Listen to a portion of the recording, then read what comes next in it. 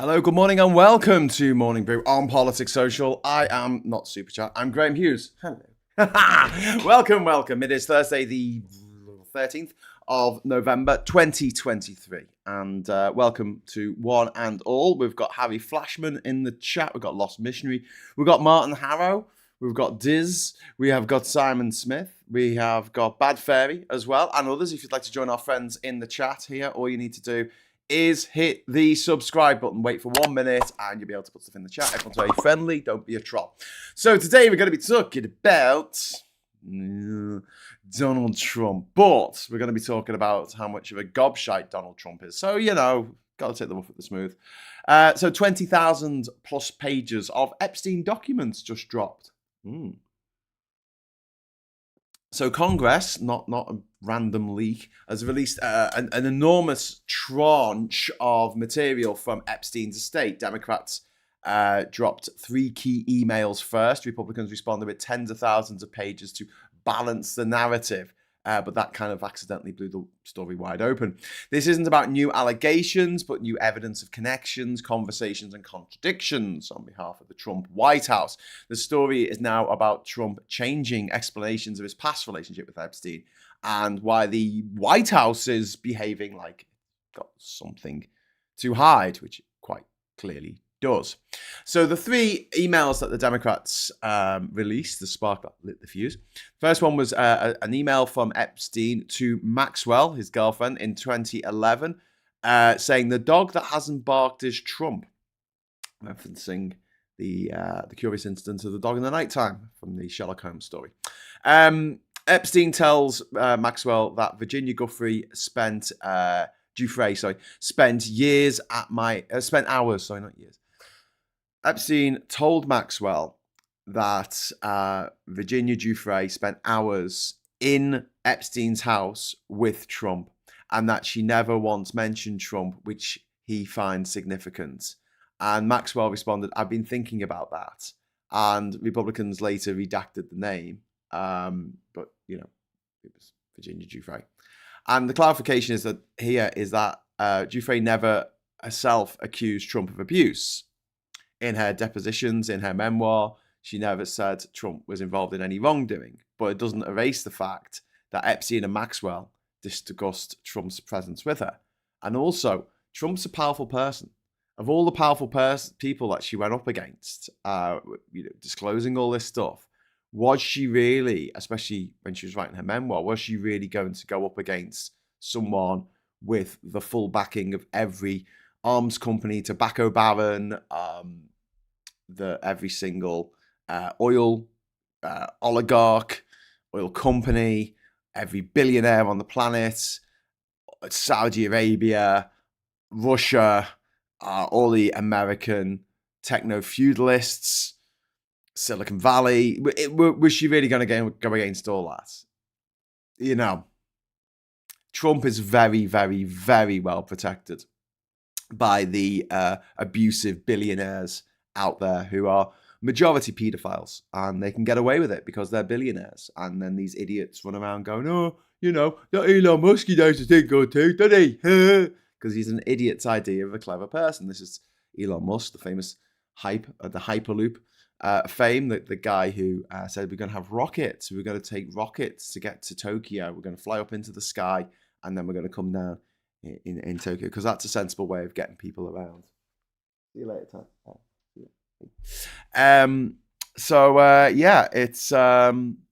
It's one of those things that we're looking at a situation where you have a woman who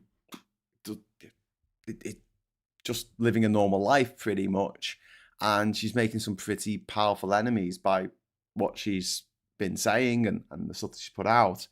But whereas the former Prince Philip Mountbatten Windsor, it almost feels like a soft target in this respect, because he's not someone with actual sway, really. He's just a minor member of the royal family, 8th in line of succession or whatever.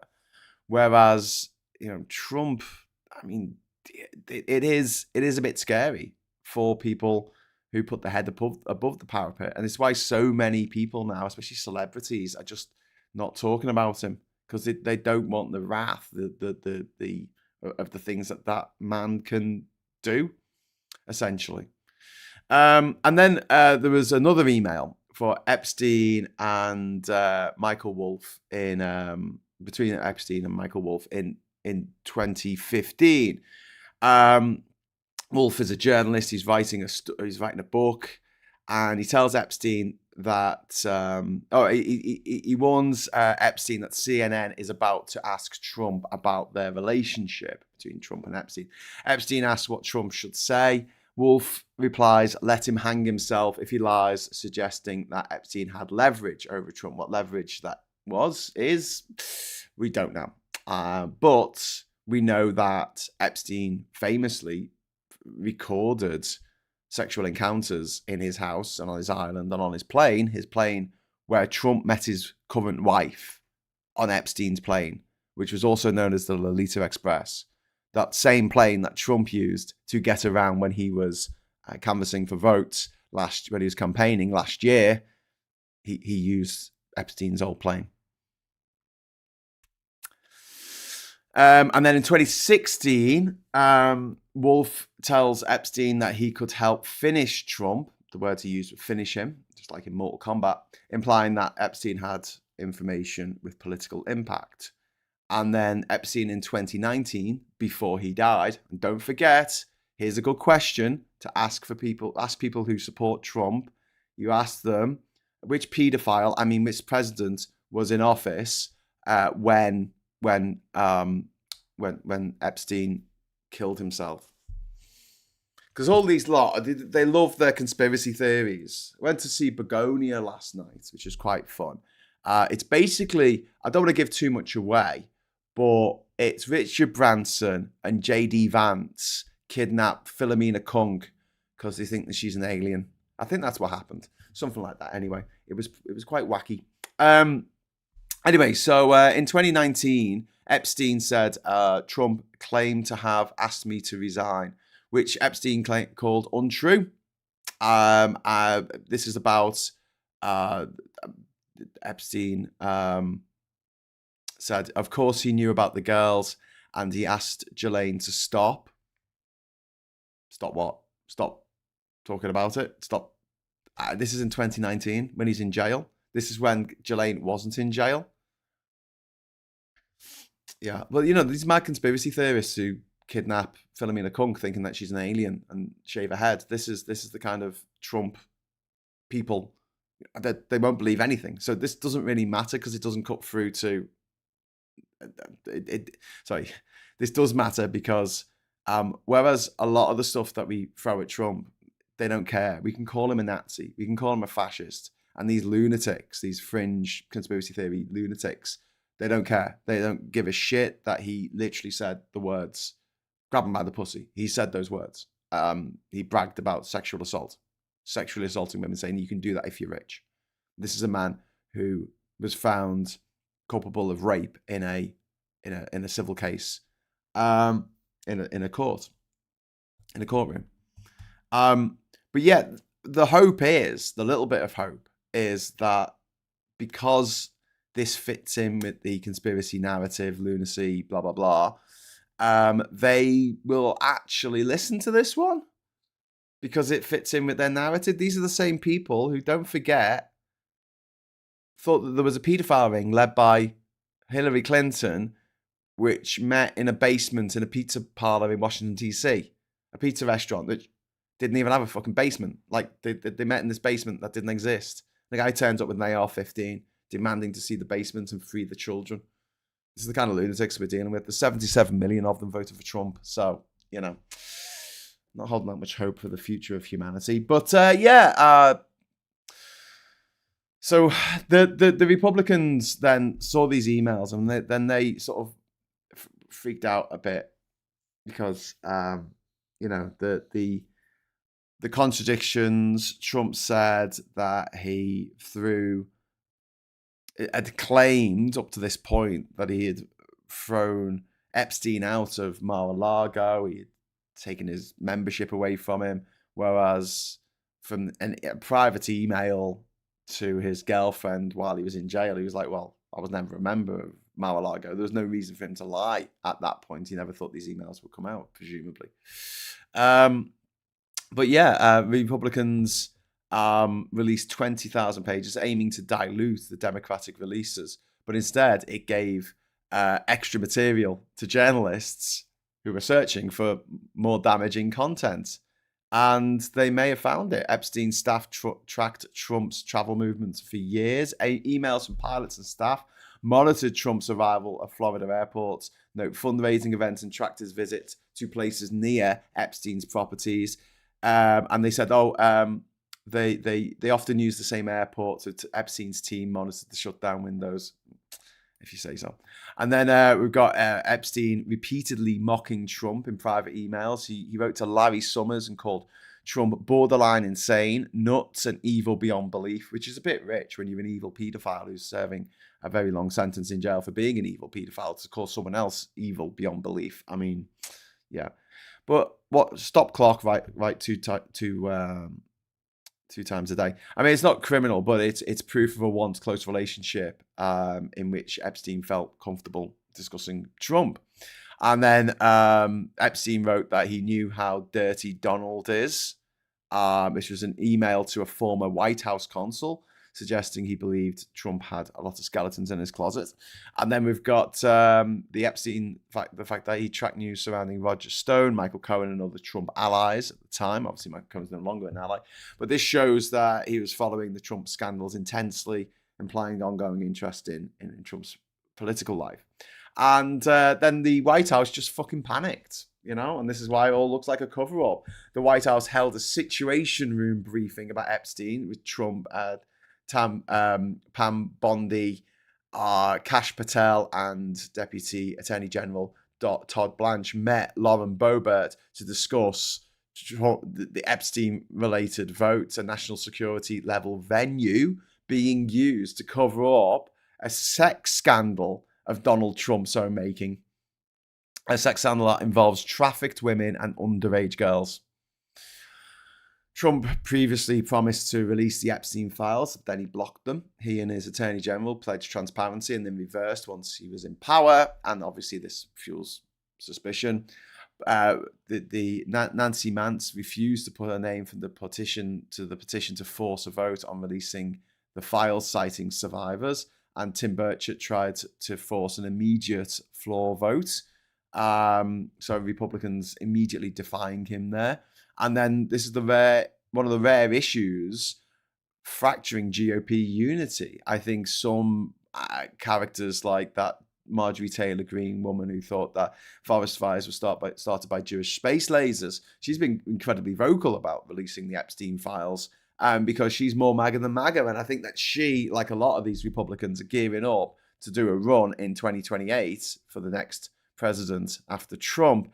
And they realize, he's on his way out. I mean, by the midterms next year, if he's still alive, he will be a lame duck president because they're going to get absolutely mullered in the elections next year. And I'll tell you why later, because we're going to talk a little bit about the government shutdown in America ending and what that means. But yeah, it just shows that the political machinery isn't of the Republican Party, and in this case, isn't necessarily obeying him, and he can't get the Republicans to fall in line.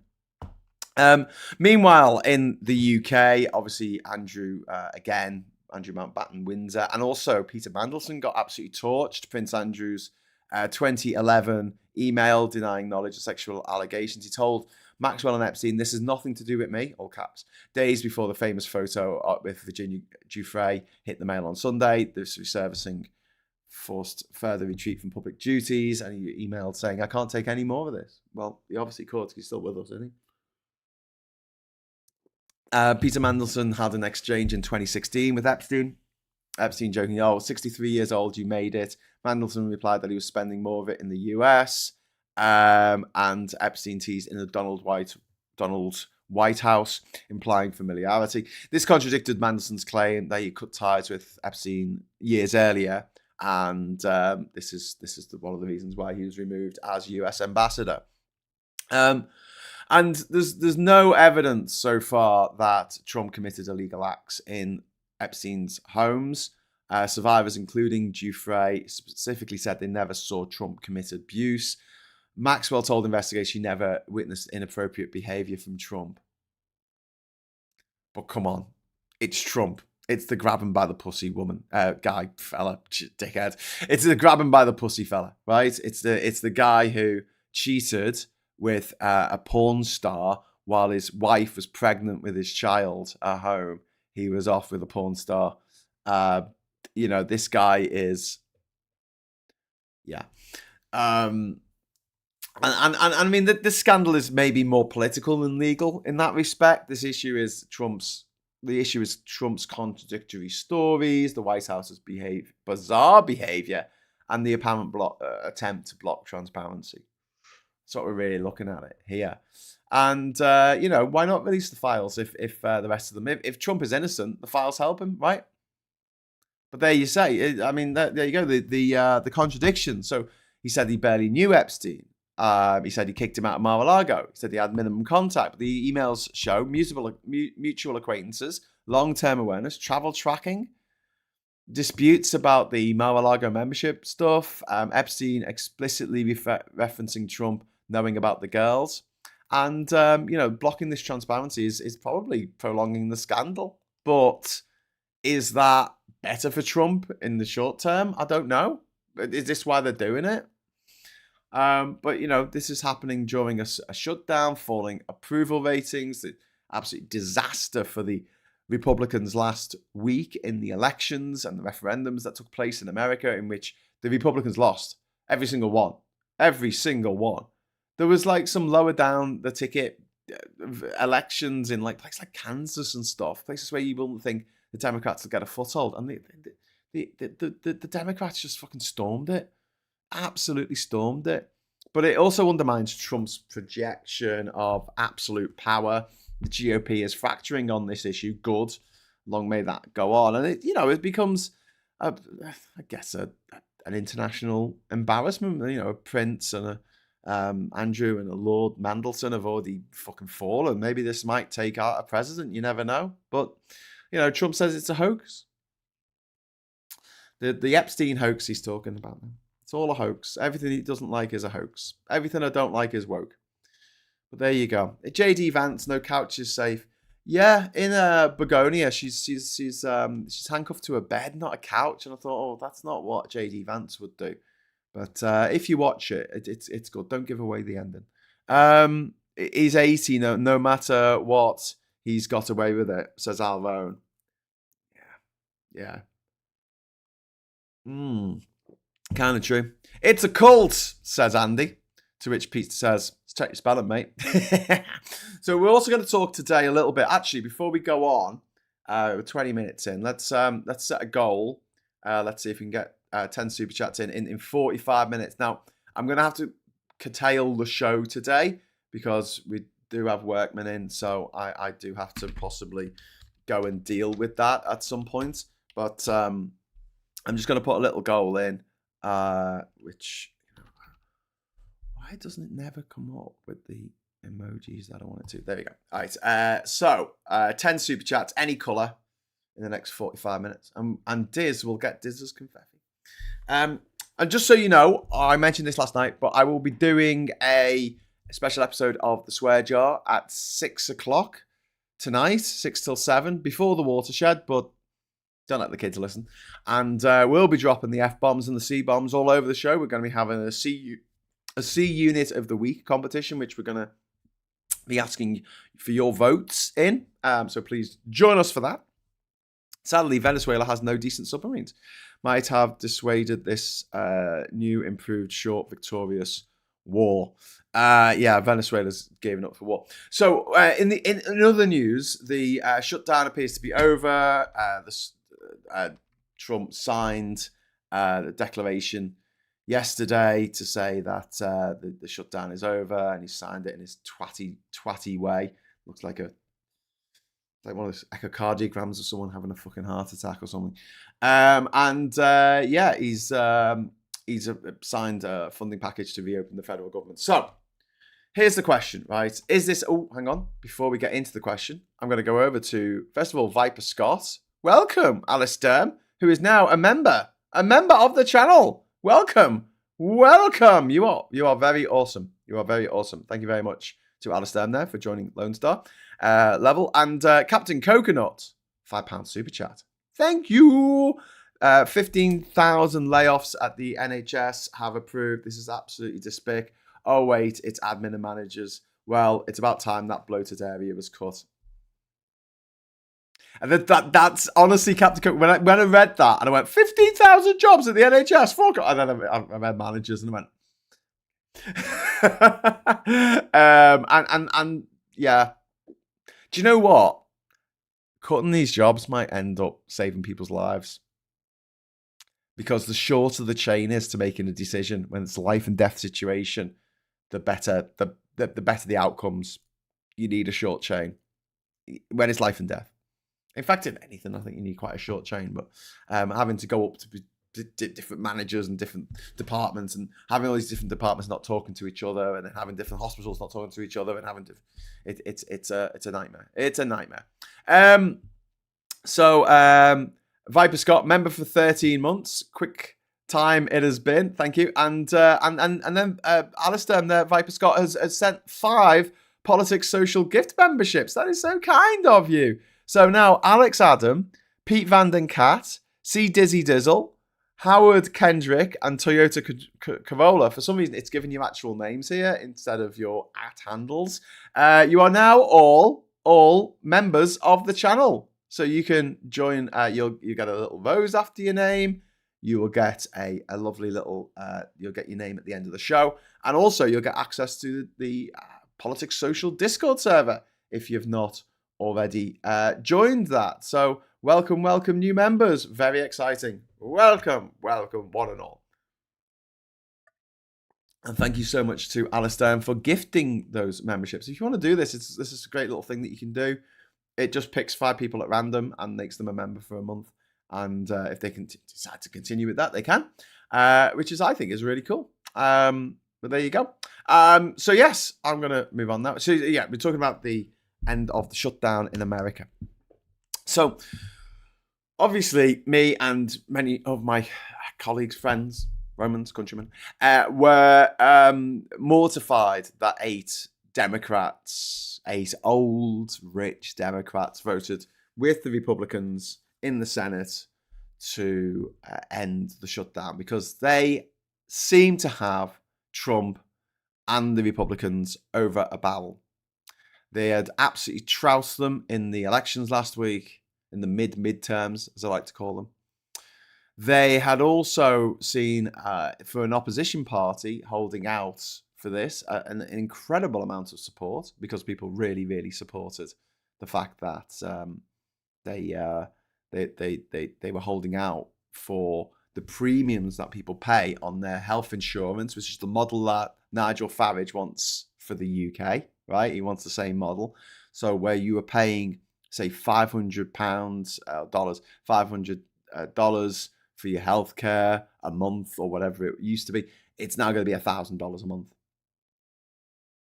Because the Affordable Care Act topped up those premiums, so you didn't have to pay out of pocket that much. Well, you still have to pay a lot more than you do in this country, where it's free at the point of use, service, whatever, if you're a British citizen. But yeah, they capitulated.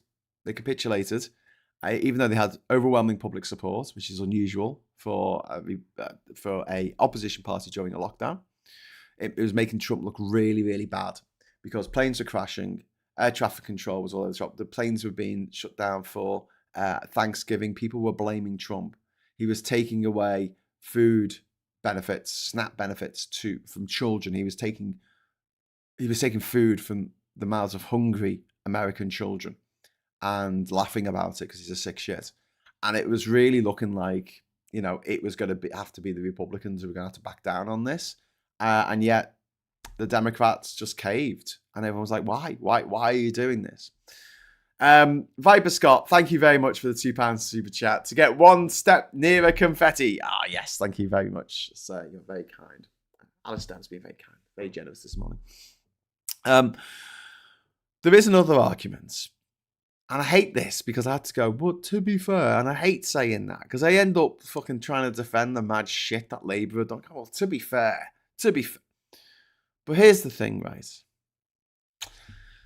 You could argue that some of these Republicans, some of the Democrats, who crossed the floor and voted with the Republicans to end the shutdown, it could be looking to the midterms, right? Because of this. It's all well and good taking food away from people who are never going to vote Republican anyway. Do you know what I mean? Right? But taking medical insurance, medical care away from millions of registered Republicans, effectively, because they won't be able to afford it. You were going to have more people than ever before, dying in America unnecessarily, like it's a fucking developing country, like it's a fucking third world country. And I'm sick to death of talking to Americans who honestly believe they've chugged the Kool-Aid and they honestly believe that our socialized medicine is a terrible, terrible thing. The NHS is fucking amazing, and whereas we all know someone who's had a bad experience with the NHS because something has gone wrong, and with so many things happening, there's so many people being looked after. Of course, things are going to go wrong, and those incidents should be investigated. We should make sure they never happen again, etc., etc. But compared with America, where you have a heart attack. And it's okay because you've got a job. But you're older, you're in your early 60s. You've got a job, right? You have a heart attack. You get rushed to hospital. It's okay, you've got a job. It's covered by your insurance, right? And they stitch you up and start your heart again and do all the things they need to do. Send you home, right? You're off work. And America's a lot like Ebenezer Scrooge, not letting people off for Boxing Day, not letting people have bank holidays, not letting people have maternity leave, not letting people have paid vacation. That is something that doesn't really happen in America. If you take a day off, it's because you're really, really ill and you have to prove you're really, really ill. They want you working 364 days a year. If they could manage it, you would work 365 days a year for minimum wage, which is only $2 if you're a waiter or waitress. $2 is minimum wage in America. Mind-blowing. Okay, so slave wages, you work every fucking day. So you're working, you have a heart attack, you get home, and you can't go into work because you're recovering from your heart attack, and they sack you, which they can do in America. There's very few workers' rights in America unless you're part of a union, and so you lose your job. Suddenly you don't have health insurance anymore, and then you have another heart attack. You get rushed to hospital 6 months later, whenever it is. And this time, that house, the house that you live in, yeah? The one you spent 25 years paying the mortgage off for. Yeah, that one. Not yours anymore. It's gone. You had to sell it because you had a heart attack. That's the American way. And a lot of Americans are going to fucking suss this out because a lot of Republican voters rely on Obamacare to stop their healthcare premiums going through the fucking roof. Because the greedy, evil bastards who run the insurance companies in America, I have a much bigger problem with the insurance companies in America, more than United Healthcare and all that lot, than I do with the pharmaceutical companies, who do occasionally unethical things, don't get me wrong, but at least some good comes out of pharmaceutical research. Some good comes out of it. Whereas what good comes out of the insurance model of healthcare, which is what Nigel Farage wants in this country?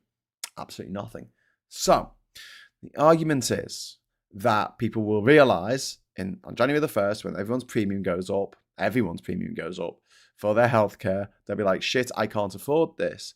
And no matter what Trump tries to do and give him $2,000 to everyone as a bit of a bribe, they're going to vote against Trump's party in the midterms and they're going to get absolutely battered. And there is a very good chance now, especially considering they've lost a lot of Latino voters. Not all of them for some reason, but they've lost a lot of them. That even though they've done all this redistricting in places like, or gerrymandering in places like Texas, and they're trying to do it in lots of other places, it might not work.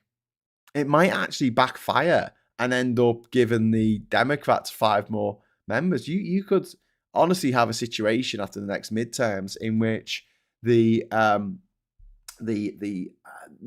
Democrats don't just have a majority in both houses, in the House of Representatives and the Senate. They could have a supermajority in the Senate. If they get 60 senators, right, which is a supermajority over there, if they get 60 senators returned, they can't be stopped by the filibuster. And then what you'll have is a lot of stuff going through the House of Representatives. It will glide through the Senate, but then it will land on Trump's desk, the Resolute desk, which is now in Mar-a-Lago, as an exhibit in Mar-a-Lago, if you want to go to Mar-a-Lago to go and see the Resolute desk. Yeah, he'll pocket veto it, which means he just won't sign it. He'll just wait till the term runs out of that particular bill or that particular session of Congress. The power of the president is mental. Absolutely mental. I mean, there are middle-aged kings. There are kings from the Middle Ages, not middle-aged kings. There are kings from the Middle Ages. Divine, when the whole concept of divine right absolutism was in vogue, when people thought that the king was touched by God, and that allowed the king to do whatever he wanted,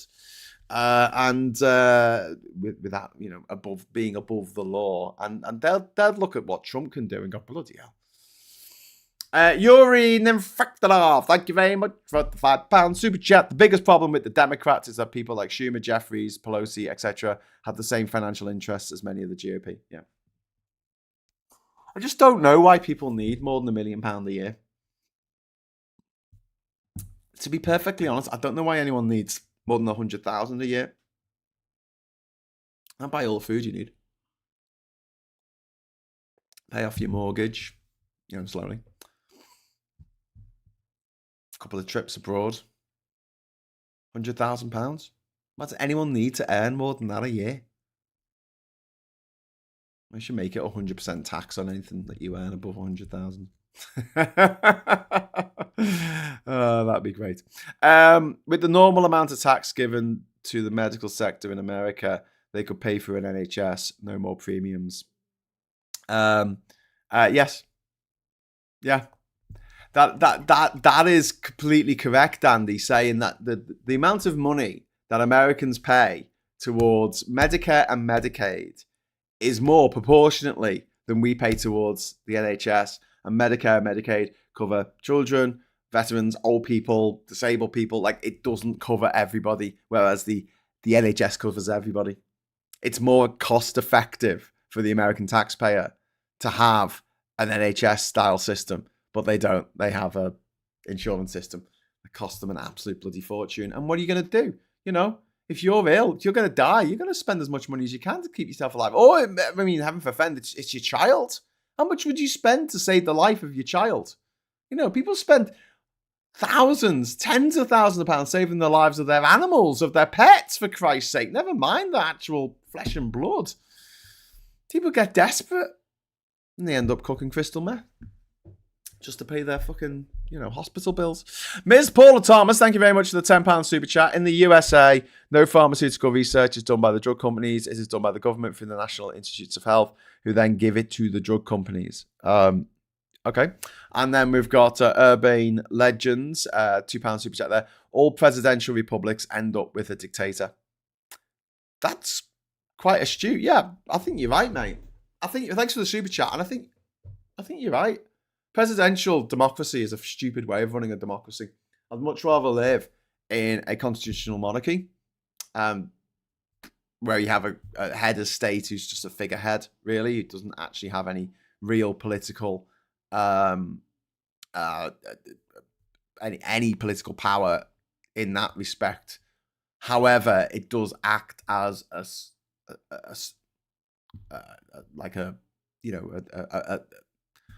a port of last resort. That's not what I mean, but it does act as like the ultimate check and balance. Let's say it's probably a bad way of putting it as well. What do I want to say? I want to say that having a monarch who can dissolve parliaments, if the monarch wishes to do that, means that if we ever do get a Nigel Farage dickhead becoming our prime minister, they wouldn't be as powerful as a president would be in another country. The same ilk, the same fascist, Nazi, goose-stepping ilk. Read another story yesterday about another fucker who's had to resign or been kicked out. And it was at the Welsh Assembly for a racial slur. Another one. But yeah, I'd rather live in a constitutional monarchy. But to be honest with you, all things being equal, I'd rather live in a country where maybe we do have a president, like in India or in Germany, but no one knows who the president is because they don't do anything apart from open supermarkets, and they're there as a stopgap. Is that the right stopgap measure? Whatever, the emergency cut-off switch. If the government goes too crazy, they can say, right, fuck off. There's no one above Trump. Trump can do what the fuck he likes, as we've seen. And Urbane legend, the monarchy is a useful conceit. Yeah. I think you're right. I mean, it's don't forget, the monarch of this country hasn't overwritten the will of Parliament since, I don't know, it was a long time ago. I think 1707 or 1708. It was a Scottish Militia Act under, I don't know, Queen Anne, maybe. That was the last time that the monarch overrode Parliament. A long time ago, over 220 years ago almost. So yeah, I as long as that doesn't happen very often, but in an emergency it can happen. I like the idea that our military, their commander-in-chief, is not the prime minister. I like the fact that they don't swear fealty to the prime minister. And if the prime minister tells them to do something illegal, they can legally say no. In fact, they have a legal obligation to say no if they're told to do something unlawful. So yeah, it's kind of a yeah. I was just trying to see if I could find this story about these scumbags. Here we go. Laura Ann Jones, her name is. Reform politician faces suspension over WhatsApp racial slur. Reform's only Senate member faces a 2-week suspension over offensive comments she made in a WhatsApp chat. Yeah.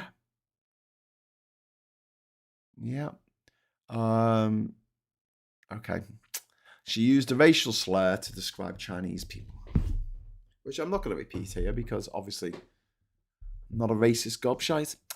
But yeah, she's got 2 weeks off, so go on a holiday for 2 weeks. That'll show her.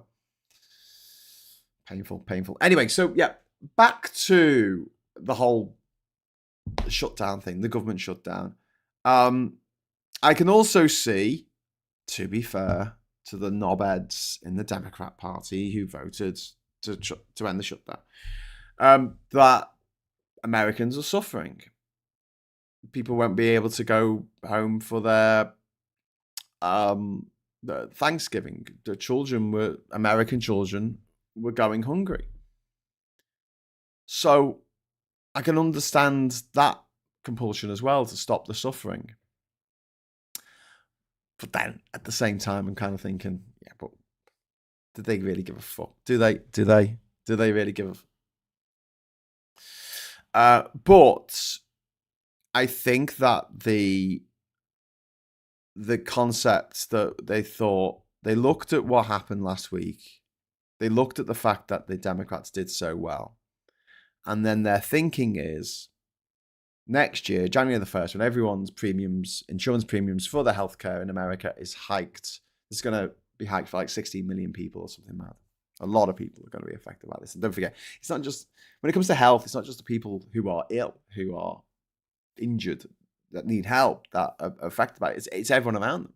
So there's a multiplier effect, because if you know someone who you know and you love, member of your family or dear friend or colleague, neighbor, whoever, and they die, because they couldn't afford the fucking healthcare because Trump put the healthcare premiums right up. And here's the thing, Trump doesn't have a plan. He doesn't have any idea what he's going to replace Obamacare with. He's often gone on about destroying the Affordable Care Act, and he'd love to do that, and how much he wants to destroy the Affordable Care Act because it's a terrible act and it's the worst thing ever, but he's got nothing to replace it with. And the Democrats, knowing this, are thinking, going into the midterms next year, we're going to be fucking sailing. We're not going to get the blame for the shutdown. Trump's going to get the blame for the shutdown. We got out when we could, and he's going to get the blame for people fucking dying next year because they can't afford the tens, hundreds of thousands of pounds they've got to pay for their operations. So there you go. Jim Bob says, monarchies are weird, tend to have decent parliaments like Sweden, Norway, Denmark, but continue classism and elitism. I would say, Jim Bob, I would say in the UK, certainly, but I think that's more to do with private schools. And I know I've got to be in my bonnet about it, but I do think that separating off 7%, the elites at the age of 7, to go off to their private prep schools and learn to be little twats, right? Not all of them. Hashtag, not all prep school twats are twats. They're going to go off that way. And then 93% of us go off and we're in different schools. We're in different schools. And we never mix. We never mingle. We never see each other. We never have a party. We never get off with each other in a fucking nightclub. We don't hang out. We don't go to the footy together. We don't fall in love with each other. Like, none of that happens. You know, they're two completely separate worlds where they never meet. And so these people live in a bubble. They live in a bubble. The only people that they know are rich people. And so they become really disconnected from the real world.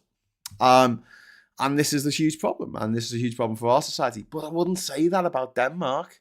I wouldn't say it about Norway or Sweden.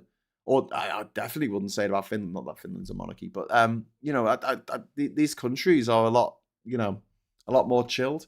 Is Finland a monarchy? Finland's not a monarchy, is it? Finland.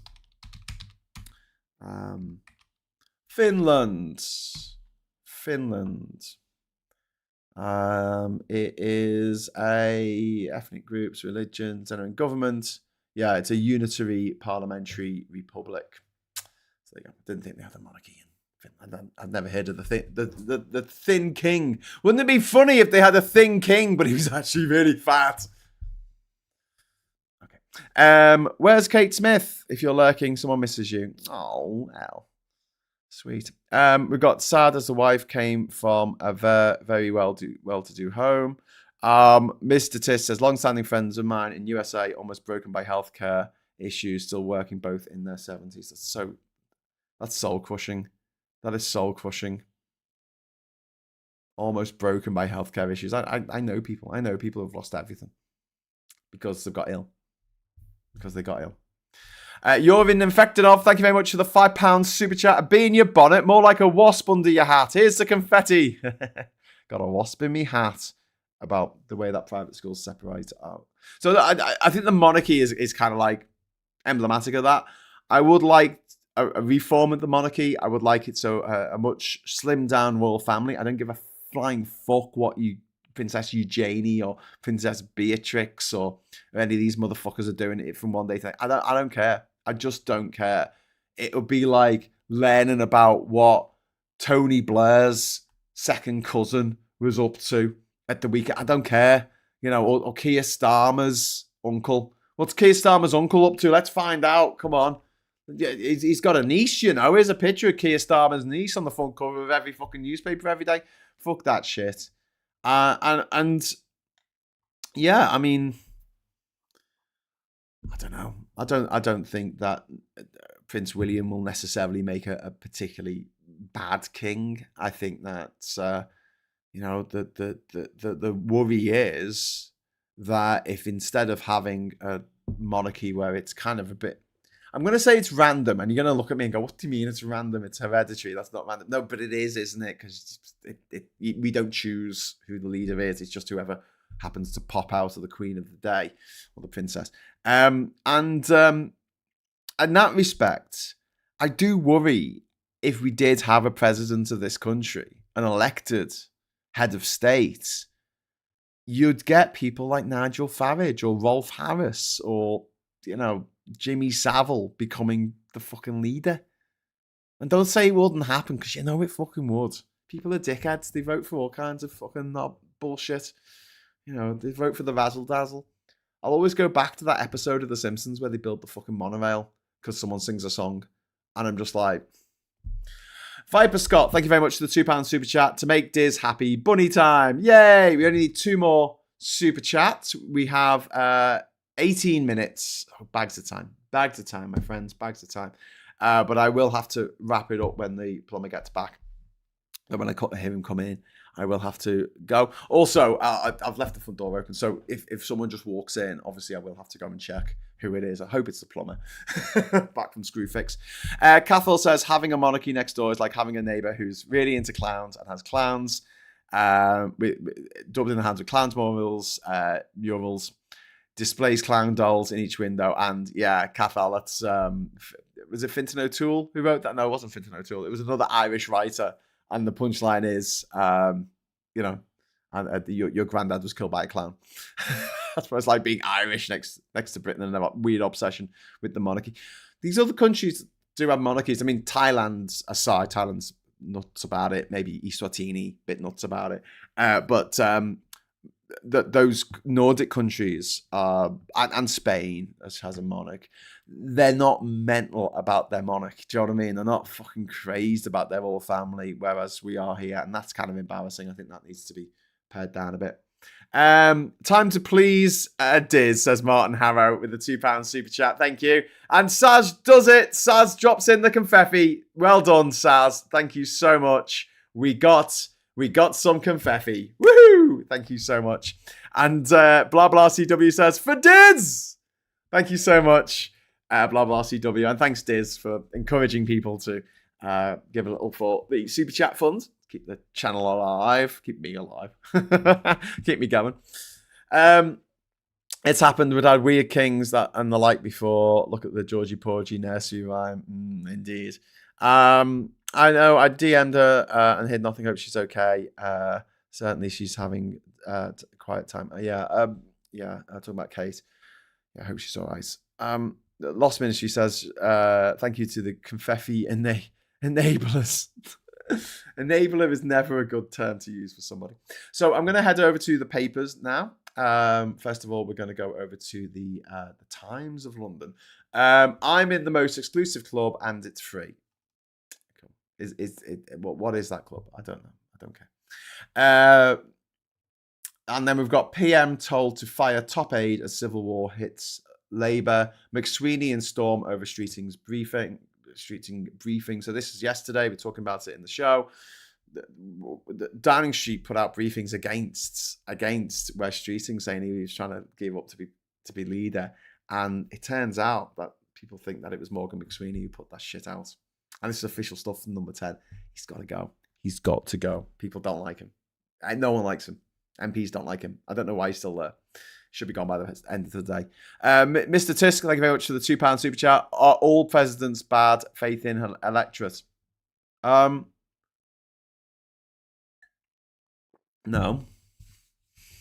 But still, you don't elect one person in this country. I mean, if people vote for refuck, they're voting for Nigel Farage. But that aside, you don't vote for the Prime Minister. The only people who vote for the Prime Minister are the people that live in the Prime Minister's, or the wannabe Prime Minister, in their constituency. We don't directly vote for our leaders in the same way. And I think that's a better way of doing it. I really do. Because people get swept up. People just get absolutely swept up. Andy, are we okay? As we don't have one, again, like King John. King John was a bit of a twat, but he was forced to sign the Magna Carta. Great days. Anyway, so yes, hopefully Morgan McSweeney might be on his way out. Hopefully by the end of the day. We will see. We will see. Desperate PM in office but not in power. Keir Starmer was accused of being in office but not in power as the pound plummeted amid speculation about his future. I bet it went down like fucking 0.1% or something. And then we've got Tess Daly from Strictly. Daily Red. I don't really understand that. Daily Red. Can someone explain this to me? Daily Red. Daily Red. Daily. Dalit. I don't get it. Bombshell emails link Trump to Epstein and the King's green and pleasant grounds because he's an old man. He likes his God. And then my hormones drove me to the brink of despair and nearly derailed my Strictly dream. This is an interview with Vicky Patterson, who can have hormones, I guess, because she's a cisgender woman. If you're a trans woman, apparently it'll be bad for you. You can't have this stuff that fends off osteoporosis because you know. At last, a ray of hope. Ousting PM will trigger an election. Starmer's allies warn. What? Allies of Keir Starmer warned Labour plotters last night they could trigger a general election if they oust him. No? Hang on. The Tories got rid of Boris Johnson, replaced with Truss, didn't have a general election. Got rid of Cameron, replaced with fucking Theresa May, didn't have a general. Replaced Theresa May with Boris Johnson, didn't have a general election. Replaced Boris Johnson with fucking, what's her name? Lettuce woman. Liz Truss didn't have an election. Replaced Margaret Thatcher with John Major, didn't have an election. Replaced Liz Truss with the last guy, Rishi Sunak, didn't have an election. What the fuck are they talking about? We change prime ministers all the fucking time and don't have a fucking general election. Why would you have a general election? What? Someone? Anyone? They've got a 160 seat majority. What? Why would they have a general election? This is so frustrating. This is like when you talk to people who don't know anything about politics, right? I'm not saying I know everything about politics. I clearly don't. But like, seriously, I know enough to know that that's not how it works. And why would you? Anyway, Trump spent hours with Giuffre. Sex trafficker said president knew about the girls in email. White House names Andrew accuser in bombshell fallout. We've got the star here. Bold play. Megastars Coldplay, Dua Lipa and Radiohead want the government to cap ticket sale prices and give music back to the fans. Yes, please do. This is to do with not just the price of tickets and the surge price ticketing that we saw for the Oasis gig last year, but also we really need to get a grip on resale, right? So just so you know, it is illegal to resell football tickets. I know people do, but it's actually illegal. For the Premiership matches, if you have a ticket and you sell it onto someone else, right? You can't do that openly online on some kind of ticket forum. You've got to sell it to your mate. You've got to sell it to someone that you know. That's the only way you can get away with it because it is technically illegal. When we had the Olympics in 2012, you got an Olympic ticket, you couldn't then sell it to someone else. That was illegal. That was against the law. But for some reason, for gigs, they allow it. And this has ruined gigs for so many of us, so many gig sluts like myself who love going to gigs, but just simply can't afford it anymore. When I was going to gigs in the 90s, it was like £5, £7.50, maybe a tenner for a ticket to go and see a band. Now, you'll be lucky to see anyone for like 60, 70 quid, at least. And then if you didn't get the ticket in when they originally went on sale, because so many people are not working, and instead they're just buying loads of tickets for gigs and then reselling them twice the cover price more.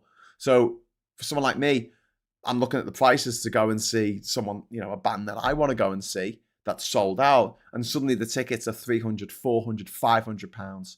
And someone's pocketing that money, pocketing a profit, a 300% profit without actually fucking doing anything. Not actually doing any fucking work. Lurking. And so they're buying up all the tickets. So we can't buy the tickets to the first run. And then they're allowed to resell them. So the ticket prices can be mad to start with because Ticketmaster can do whatever the fuck it likes. And then the resale can be even... It is absolutely infuriating. Absolutely infuriating. Sounds like the journo lost his one brain cell, Graham buffering with that headline. What did we did we buffer? I've not got a notification that we lost any frames, but if I did, I'm very sorry. Anyway, Piper Scott, thank you. You've been very generous this morning. Thank you very much, Alistair. You are a legend. You are a legend. Okay, so back to the papers. On the right here, we've got the Daily Tory graph, and we've got Streeting goes to war with number 10. Minister attacks juvenile Downing Street after he is accused of plotting against PM. Wes Streeting has branded Downing Street toxic and juvenile amid a briefing war over threats to Sir Keir Starmer's leadership. And I think he's talking about Morgan McSweeney. And, you know, as much as I don't really want to agree with anything this balloon-faced C unit says, I agree with him here. BBC ready to apologise to Doctor Who over Trump's video there. And then we've got working class men failed on prostate cancer. And then we've got Andrew told Maxwell, I can't take anymore. Unfortunately, it turns out that he can. Hitler's DNA proves he did only have one ball. There you go. Adolf Hitler was supposed to have taken most intimate secrets to the grave. After his suicide in April 1945, his aides followed his final orders to make sure his body could never be seized by the enemies. They doused it in petrol and set it alight. But what the Fuhrer did not reckon with was the discovery of the structure of DNA 8 years later, which scientists have proves the popular wartime song was correct, and he did indeed only have one testicle and possibly a micro penis, which explains everything. See also Trump. Military help to clear driving test backlog. We've got US attacks Starmer for nuclear reactor snub, and we've got Tuchel can't start Kane, Foden, and Bellingham. Okay. That's to do with the football, the round ball. England playing round ball. Number 10 in turmoil before budget as ministers turn their anger on top aide McSweeney. Yes! Fucking get rid of him! Get rid of that fucker! I've got a whole thing ready to go about Labour comms, which I'm going to send to my colleagues, send to the people I know in Labour. I'm holding off until Morgan McSweeney's not there anymore because I've spoken to people, right? Obviously, I can't say who. Chatham House rules and all that jazz. But I've spoken to people in Labour, not necessarily MPs, people who work, staffers and stuff like that. And they're like, there's no point. There's no point in giving them any ideas of how they can improve their comms, their image, what they're doing, because it'll just get thrown in the bin by Morgan McSweeney. So I'm waiting till he goes. Can you fuck off now, Morgan? Can you fuck off so we can get back to stopping Nigel Farage from becoming Prime Minister, please? Thank you. Bye. Financial Times here. Famous picture of Trump and his beddy mate, the paedophile Jeffrey Epstein. His arm round him there. And then we've got Downing Street briefings, fiasco, piles pressure on Starmer, and Reeves to curb purchase of high-end bikes through salary sacrifice scheme. Buyers of expensive manual and electric bicycles through the salary sacrifice scheme will have their tax benefits sharply cut under plans being drawn up by Chancellor Rachel Reeves. Fuck's sake. What's the fucking point? You know, you get salary sacrifice.